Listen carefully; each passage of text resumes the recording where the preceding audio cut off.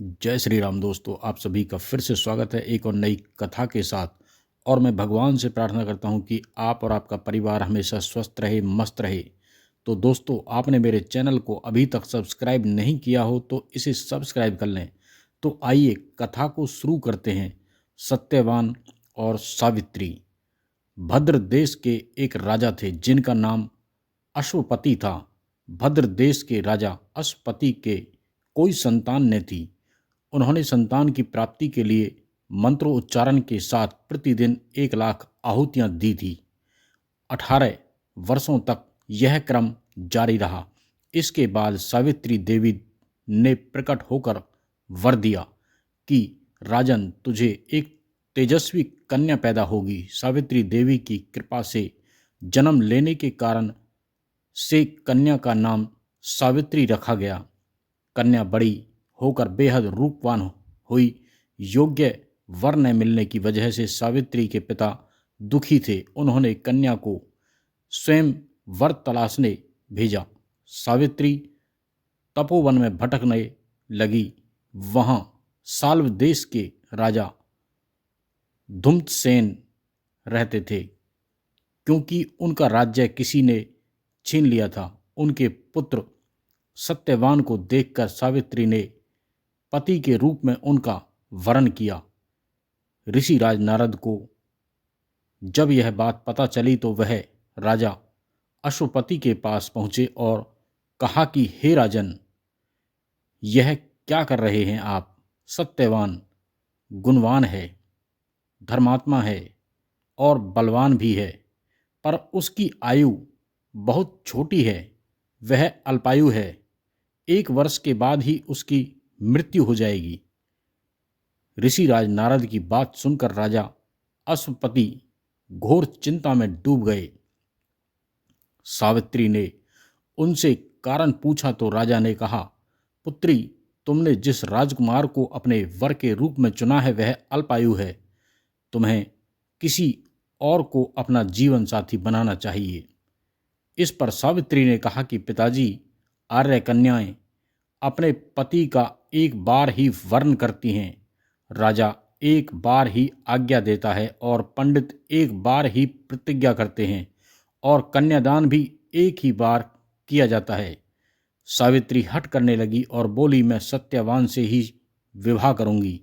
राजा अश्वपति ने सावित्री का विवाह सत्यवान से कर दिया। सावित्री अपने ससुराल पहुंचते ही सास ससुर की सेवा करने लगी।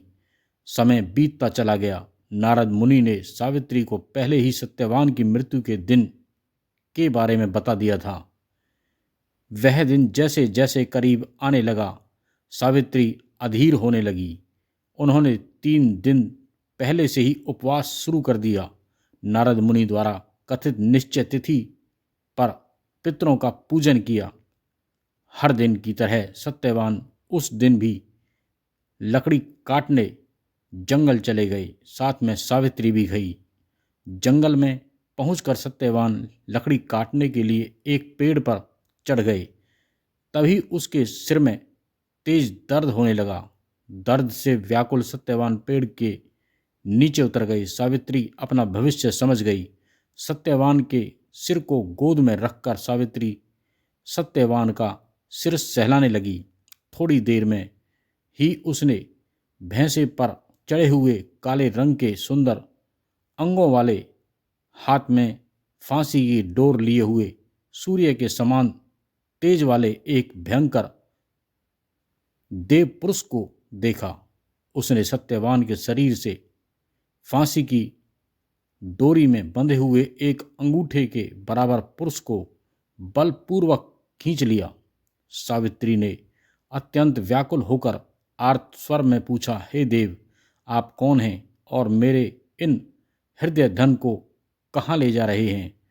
उस पुरुष ने उत्तर दिया, हे तपस्विनी, तुम पतिव्रता हो, अतः मैं तुम्हें बताता हूं कि मैं यम हूं और आज तुम्हारे पति सत्यवान की आयु छिन्न हो गई है। अतः मैं उसे बांध कर ले जा रहा हूं।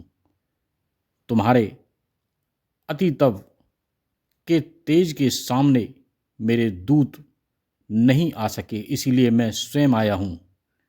यह कहकर यमराज दक्षिण दिशा की तरफ चल पड़े। सावित्री भी यमराज के पीछे पीछे चलने लगी। यमराज ने सावित्री को समझाने की कोशिश की कि यह विधि का विधान है, लेकिन सावित्री नहीं मानी। सावित्री की निष्ठा और पति परायणता को देखकर यमराज ने सावित्री से कहा कि हे देवी, तुम धन्य हो, तुम मुझसे कोई भी वरदान मांगो। सावित्री ने कहा कि मेरे सास ससुर वनवासी और अंधे हैं, उन्हें आप दिव्य ज्योति प्रदान करें। यमराज ने कहा ऐसा ही होगा, जाओ अब लौट जाओ। लेकिन सावित्री अपने पति सत्यवान के पीछे पीछे चलती रहीं। यमराज ने कहा देवी तुम वापस जाओ। सावित्री ने कहा भगवान, मुझे अपने पति देव के पीछे पीछे चलने में कोई परेशानी नहीं है, पति के पीछे चलना मेरा कर्तव्य है। यह सुनकर उन्होंने फिर से उसे एक और वर मांगने के लिए कहा। सावित्री बोली हमारे ससुर का राज्य छिन गया है, उसे पुनः वापस दिला दें। यमराज ने सावित्री को यह वरदान भी दे दिया और कहा अब तुम लौट जाओ। लेकिन सावित्री पीछे पीछे चलती रहीं। यमराज ने सावित्री को तीसरा वरदान मांगने को कहा।